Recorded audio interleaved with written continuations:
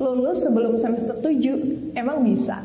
Assalamualaikum warahmatullahi wabarakatuh. Halo semuanya, kembali lagi di Academic Eka Podcast, where inspiration with conversation bersama Dinurika di sini. Kali ini latar belakangnya berbeda karena kita akan membahas sesuatu hal yang berbeda juga, dan hari ini spesial kita akan kedatangan salah satu tamu dari mahasiswa Fakultas Ekonomi yang akan menjelaskan kenapa dia bisa bebas skripsi di semester 7. Bahkan sebelum semester 7 dia udah bebas skripsi, guys. So langsung aja kita undang, ini dia narasumber kita hari ini. Ini dia Ahmad Faisal Saputra.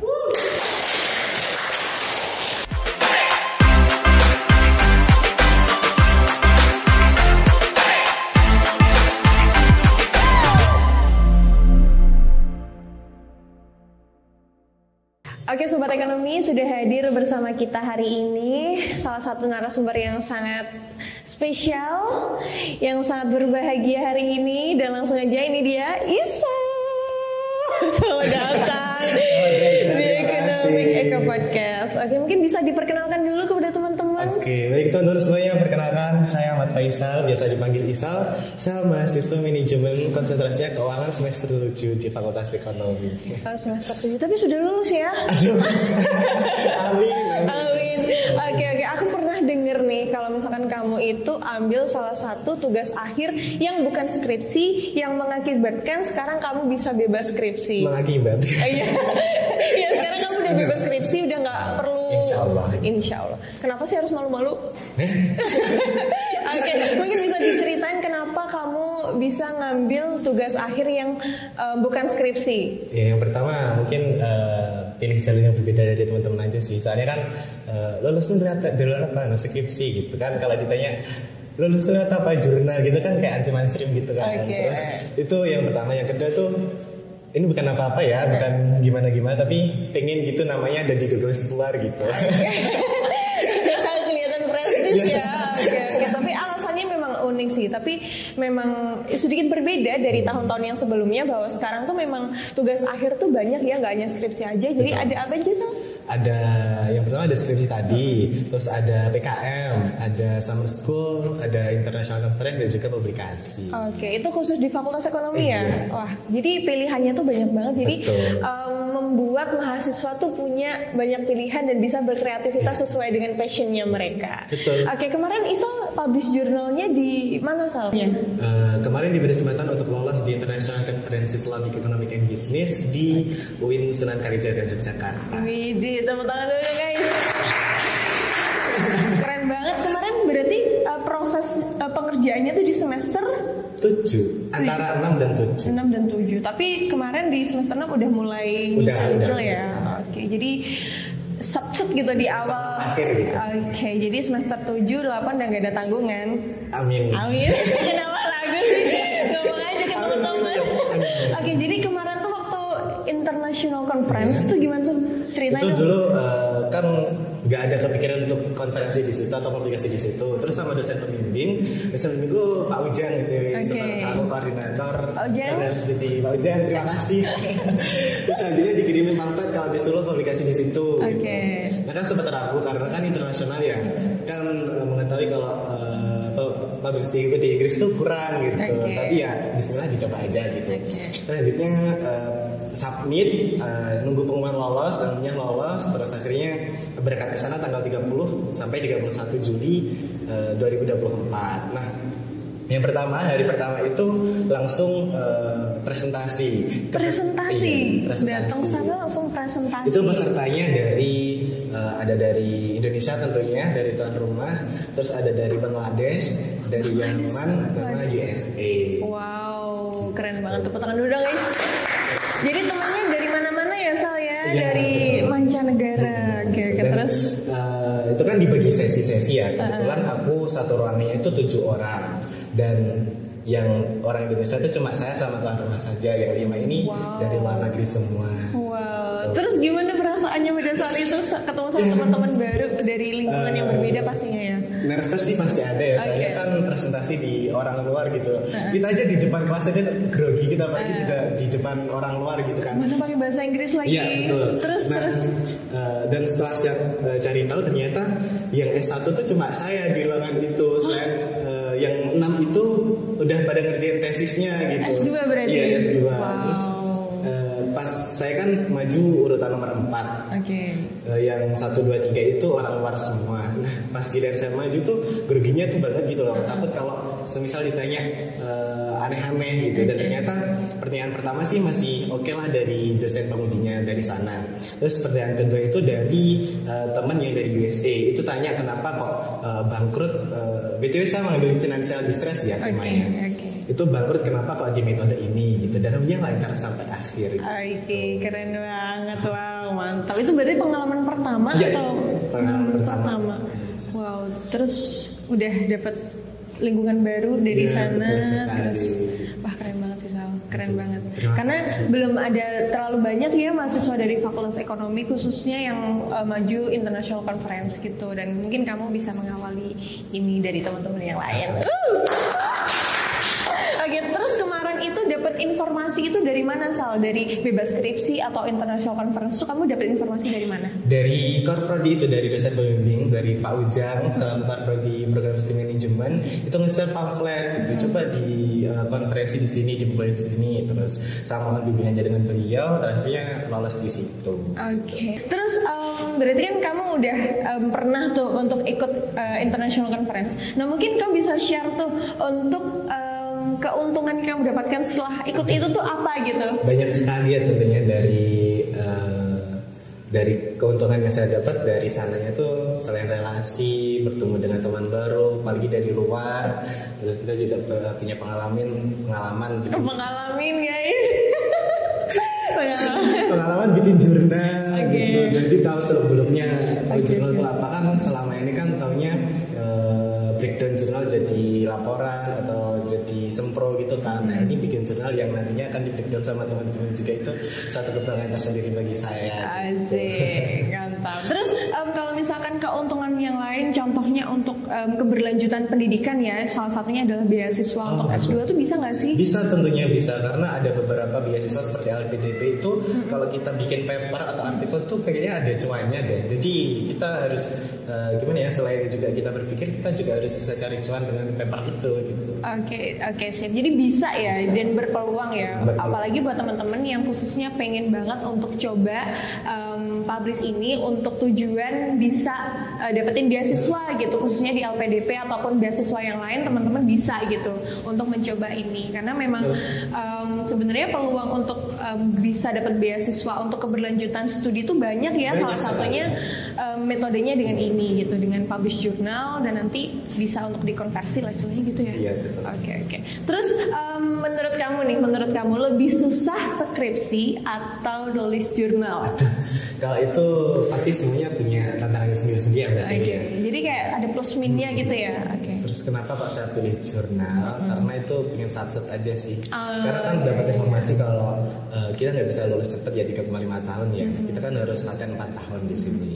Nah kalau saya dapat info juga kalau sempro itu habis UTS semester 7 kan masih lama ya. Iya. Nah saya inginnya langsung satset gitu. Iya, terus pindah di tanggungan lah istilahnya. Oke. Gitu. Tapi menurut kamu lebih mudah mana? Lebih mudah jurnal. Keren. Ini hal baru tapi menurut kamu mudah gitu ya. Kenapa kok kamu bisa berpendapat ini mudah? Apakah karena dosennya, atau memang karena Fakultas Ekonomi yang mendukung, atau memang karena lingkungan yang support kamu, atau gimana Sal? Yang pertama itu pasti niat. Karena kalau gak niat itu nggak selesai gitu. Terus yang kedua lingkungan, dapat support banyak dari teman-teman juga untuk pembuatan ini. Terus dosen pembimbingnya juga enak. Ya Allah, masya Allah, terima kasih sudah dipertemukan dengan Pak Ujang. Masya Allah, barakallah, terima kasih Pak Ujang. Terus selanjutnya kenapa saya bilang enak atau gampang, karena itu lebih simpel juga jurnal. Kan saya bisa beberapa lembar, berpuluh lembar gitu ya. Kalau jurnal tuh sedikit. Simple gitu ya, lebih ringkas gitu ya. Oke. Terus? Sudah. Oke.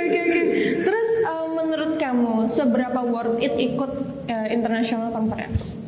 Seberapa worth it-nya itu tergantung masing-masing pribadinya.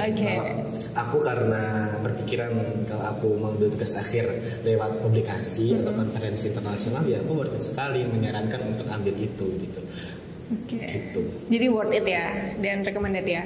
Oke. Tadi ngomongin soal support dari dosen, terus dari lingkungan yang positif dan lain sebagainya. Fakultas Ekonomi itu berperan adil nggak sih? Berperan sangat adil dan banyak sekali saya Oke, bisa diceritain apa aja yang kamu dapetin dari Fakultas Ekonomi? Supportnya tuh berupa apa aja? Kayak tanpa fakultas saya nggak bisa berangkat ke sana gitu. Sumpah? Iya beneran. Wow. Oke, apa aja tuh? Ngasih tiket kereta, makan, hotel, perjalanan semua ditanggung sama Fakultas Ekonomi. Beneran Sal? Beneran. Berarti kamu nggak keluar biaya sepeser pun untuk itu? Ya kalau kan saya hobinya jajan ya, itu ditanggung pribadi. Oke, tapi untuk kebutuhan-kebutuhan yang berkaitan dengan conference itu kamu 0 rupiah berarti ya? Betul. Wow, full effort ya Fakultas Ekonomi. Tentunya dong. Fakultas siapa dulu?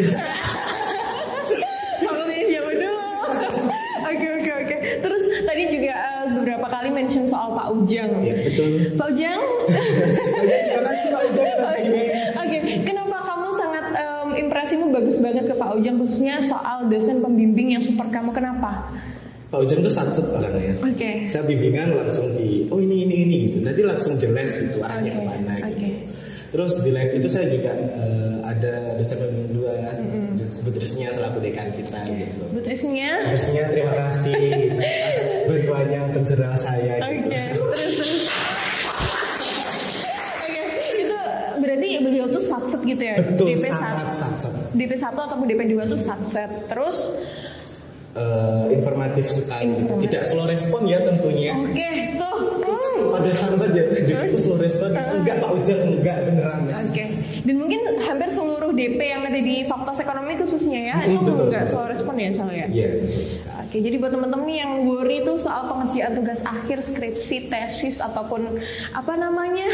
Disertasi. Iya, ataupun jurnal itu teman-teman kalau misalkan dosen pembimbingnya dari Fakultas Ekonomi itu pastinya aman, gampang. Testimoninya sudah ada langsung di sini bersama kita semua guys untuk menjelaskan bagaimana satsetnya dosen-dosen yang ada di Fakultas Ekonomi. Oke. Terus mungkin Sal, ini pertanyaan terakhir yang mungkin bisa kamu berikan pesan kepada teman-teman khususnya untuk yang pengen coba gitu untuk ambil tugas akhir berupa non skripsi. Yang penting berani aja dulu gitu. Semua pasti ada resikonya sendiri-sendiri. Saya percaya akan adanya proses di setiap manusia gitu. Jadi Sal bijak. Isal teguh. Oke, lagi Sal lanjut. Terus kesan dan pesannya sing semangat ya. Sing semangat ya. Semangat gitu. Mana we sendiri. Enggak ya guys ya. Enggak. Kita sering-sering aja nggak apa-apa kalau semisal panjenengan mau coba tapi bingung alurnya gimana, nanti bisa DM saya di IG atau punya nomor saya tuh bisa tanya-tanya ya langsung aja ke Isal. Kalau takut ke DP ya, kalau takut tanya ke dosen bisa tanya-tanya gitu. Kita sharing-sharing gimana alurnya, gimana apa tuh namanya, gimana prosesnya tadi gitu. Oh ya BTW, saya juga mau terbit lagi jurnal kedua saya gitu. Ini orang ketagihan buat publish jurnal kayak gini tuh guys. Restunya gitu, semoga diberi kelancaran juga. Amin. Kita doakan bersama-sama ya guys. Amin. Ya. Oke, jadi memang pesan untuk teman-teman ya khususnya yang baru mau ada di semester gitu ataupun memilih untuk tugas akhir non skripsi yang lain, teman-teman nggak perlu takut, nyoba aja dulu. Betul. Gitu ya, nyoba aja dulu karena siapa tahu teman-teman bisa berhasil dan nantinya di semester akhir itu tuh kita udah bebas, nggak punya tanggungan, tinggal mengikuti kuliah aja. Nggak lebih dari semester 7 gitu. Gimana maksudnya? Kita kan publikasi jurnal nih. Publikasi jurnal itu sama fakultas diberi waktu sampai semester 7 toh. Kalau lewat kita juga ambil skripsi seperti biasa gitu. Oh gitu, oke. Itu ya guys ya. Tinggal beberapa bulan lagi kan memanfaatkan kesempatan yang ada gitu. Oke, itu guys clue dari Isal dan semoga nanti teman-teman yang pengen juga itu untuk lulus duluan kayak Isal di semester 7-8 gak punya tanggungan untuk tugas akhir, teman-teman bisa coba untuk memilih tugas akhir non skripsi yaitu publikasi jurnal, international conference, PKM, sama summer school itu guys. Oh ya, untuk informasi summer school teman-teman bisa aja cek langsung di Instagram di Fakultas Ekonomi fe.uniska gitu ya teman-teman ya, biar teman-teman bisa plong di akhir gitu loh tanpa menunggu lebih lama lagi, udah tinggal lock out aja tinggal lock out aja gitu, gak usah bingung Kamu sekarang udah free kan, insya Allah. Oke, jadi ikuti ya teman-teman ya. Terus kalau itu manfaatnya juga kita bisa mengambil kegiatan lainnya gitu. Seperti kan ada MSI juga ya, tapi belum diberi kesempatan untuk gabung pada saat semester ini. Jadi bisa freelance gitu loh enaknya. Jadi karena udah nggak punya tanggungan di akhir, jadi sekarang bisa pergunakan waktunya untuk magang, freelance, ataupun mengambil job-job lainnya yang bisa untuk mengisi portfolio kita. Betul. Jadi sejauh ini recommended ya Sal ya. Jadi buat teman-teman nggak usah worry lagi karena Isal sudah memberikan testimoninya pada hari ini. Terima kasih Isal sudah hadir hari ini di Ekonomi Eko Podcast, dan semoga teman-teman bisa mendapatkan informasi-informasi lainnya yang menarik juga gitu. Dan jangan takut tadi kata Isal, karena memang kalau kita nggak coba kita nggak tahu. Betul. Terima kasih teman-teman. See you di next podcast dan wassalamualaikum warahmatullahi wabarakatuh. Waalaikumsalam. Yeay.